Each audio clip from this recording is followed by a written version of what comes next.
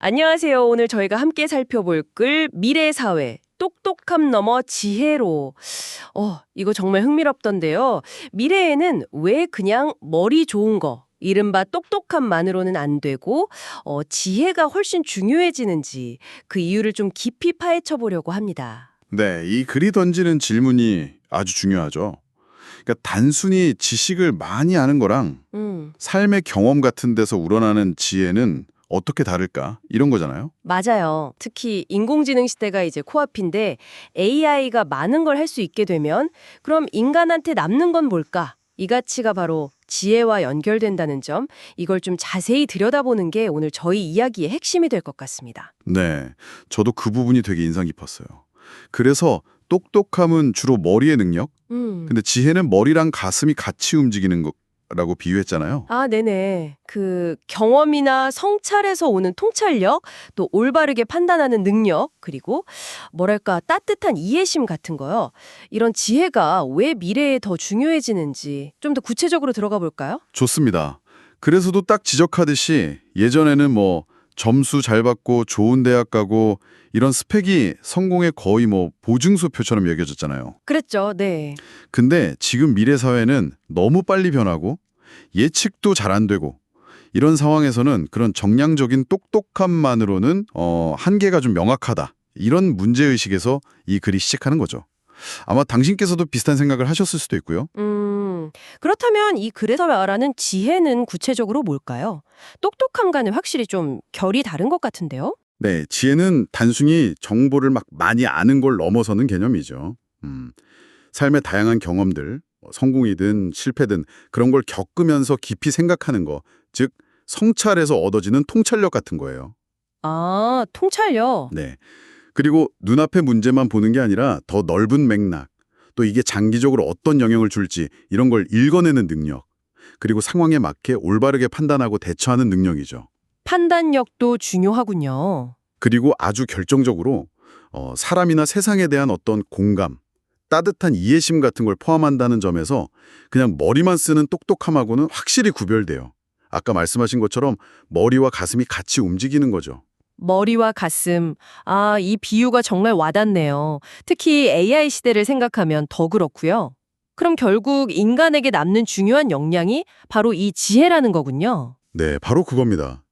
AI는 방대한 데이터 학습하고 분석하고 또 정해진 규칙 안에서 문제 해결하는 거 이런 건 정말 잘할 거잖아요. 그렇죠. 훨씬 빠르고 정확하겠죠. 네, 이 글은 바로 그 지점에서 인간의 진짜 강점을 얘기하는 거예요.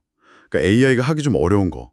예를 들면 공감 능력이라든지 윤리적인 판단, 또 창의적인 생각, 그리고 복잡한 사람들 사이에서 관계를 잘 조율하는 능력 같은 것들이요. 아, 그런 것들. 이 모든 게 결국 지혜의 영역에 속하는 거죠.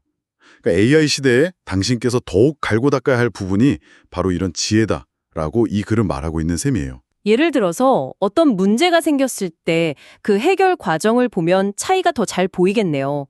그래, 그런 예시 같은 것도 있었나요? 해결책을 찾는 데 집중할 거예요. 네, 그렇죠. 빨리 해결하는 게 중요하니까. 하지만 지혜로운 접근은 좀 달라요.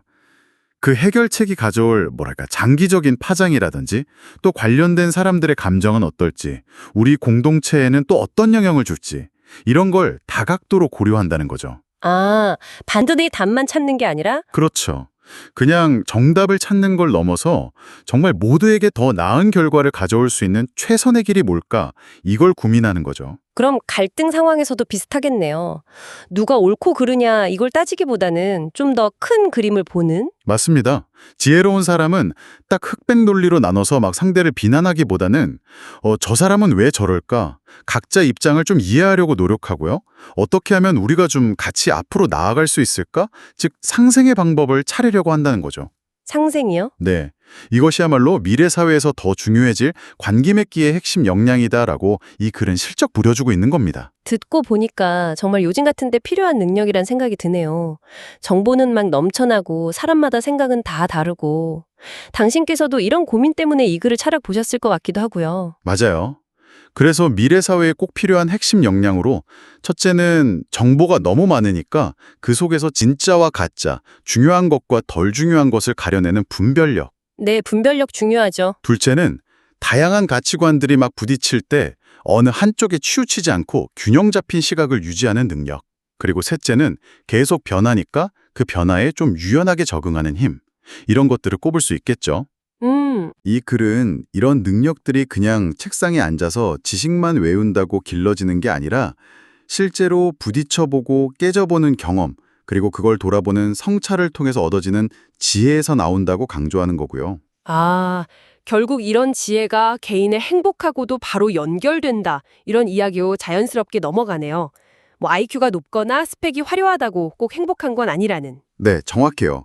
진정한 의미의 성공이나 행복은 결국 내가 내 삶을 주체적으로 잘 꾸려나가고 또 다른 사람들이랑 더불어 잘 살아가고 좀 어려운 상황에 닥쳐도 거기서 의미를 찾고 마음의 평정을 잃지 않는 그런 지혜로운 태도에서 비롯된다고 이 글은 말하고 있습니다.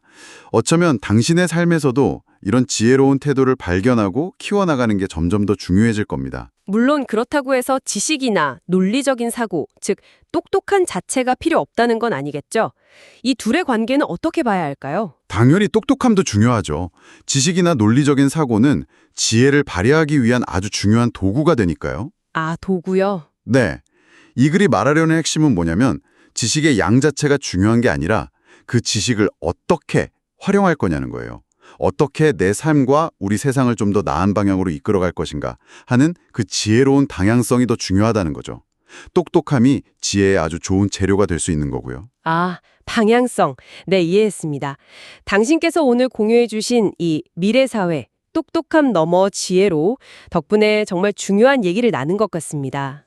미래를 잘 살아가려면 똑똑한 머리도 필요하지만 거기에 더해서 세상을 깊이 보는 지혜로운 눈, 그리고 따뜻한 지혜로운 마음을 함께 갖추는 게 정말 중요하겠구나.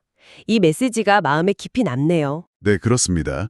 그럼 마지막으로 이 질문을 당신께 한번 던져보면서 오늘 이야기를 마무리할까 하는데요. 네. 오늘 우리가 함께 이야기 나눈 이 지혜라는 것을 앞으로 당신의 일상 속 경험과 성찰 안에서 어떻게 발견하고 또 어떻게 가꾸어 나갈 수 있을지 잠시 한번 생각해보는 시간을 가져보는 건 어떨까요?